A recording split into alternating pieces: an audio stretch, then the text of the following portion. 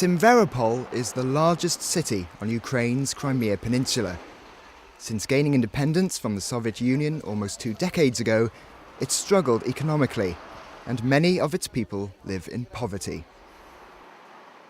This T4U project will work on 2 projects in the area. One at this children's hospital,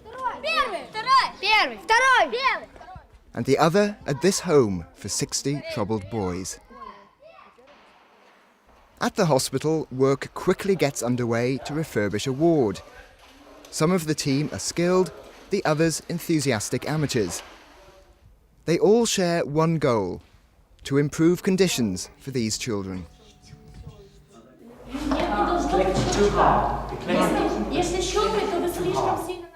Emergency first aid training is commonplace in the UK, but these doctors and nurses have never had practical experience of this vital, life-saving technique. Yes, good, super. The nurses and the doctors have very good theoretical knowledge, extremely good actually, but they don't have any practical experience. They've not had any resuscitation dolls, for instance, and we've been able to come along with a resuscitation, that's a resuscitation doll, and do some practical work with them, and it's gone down extremely well. Back at the children's home, preparations are underway for an unusual performance. Normal classes have been cancelled for the day, and there's excitement in the air.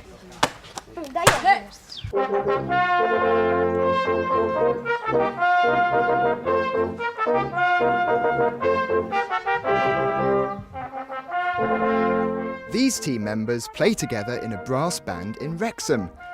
They combine musical talents with more practical skills, and some of them work as music teachers back home. Today's pupils turn out to be really impressive. Oh, I was very pleased with the way they tackled it, because they obviously were enjoying it, and they were very good at it. One or two of them, I think we could get a tune out of them by the end of the day. But they certainly, I was very pleased with the way they all lined up with a big smile on their face, and they wanted to achieve, didn't they? And they did. That was great. Good boy. I think they've been badly let down in many ways by parents, by society in general, you know, and just to see that somebody cares about them, you know, and that adults can be trusted, it must make a heck of a difference.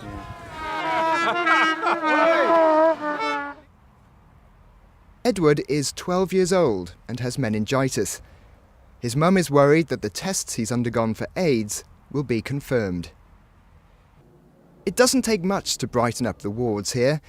A few cartoons can make a big difference for kids who are often desperately ill. We sort of moan a little bit about some of the problems that we have at home and with our own families, and yet it's only when you come to places like this and you see the way other people live that, you know, it makes you realise that your problems aren't really big problems at all, you know, so it really does sort of cut into you and put your life into perspective. Sasha's in charge. He's got a firm but fair approach to discipline, and he's like a father to many of the boys. Sasha left his well-paid job as a gynecologist to help give these lads a better chance in life. The most important thing for me is to get to the child's heart. Of course, once you get there, it's no problem, but with the help of T4U, it's making our job much easier. Peter's 14 years old. His mum and dad were alcoholics.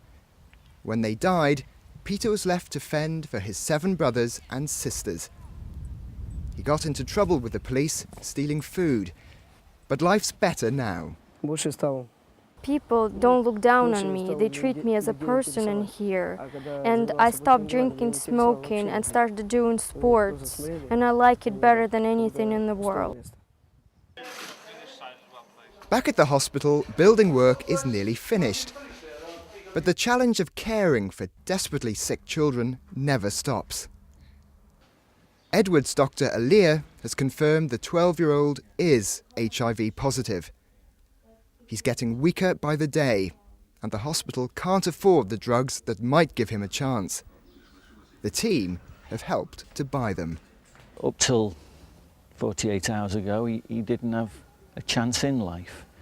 He's got full-blown AIDS. His mum only just found out that she had AIDS. I mean, how does she feel? She's only just found that out after 12 years. And there was no medication for the guy. They'd run out of all resources for medication. And here again, the team were able to step up to the mantle and offer that help.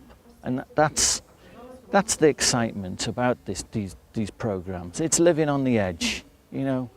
More people should live on the edge. Okay! Okay! Okay!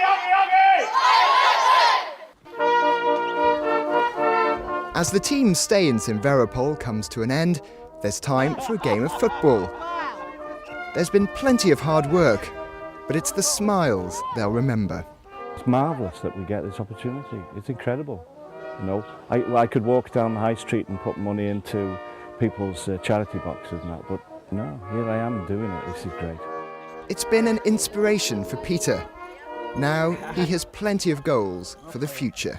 I'd like to become a construction worker, study a little, and then earn a living for me and for my family, sisters and brothers. At the hospital, many of the patients will never live long enough to realise their dreams. But it's still possible to make a difference. We can't change the world completely, but we can help a dying child smile at least once a day.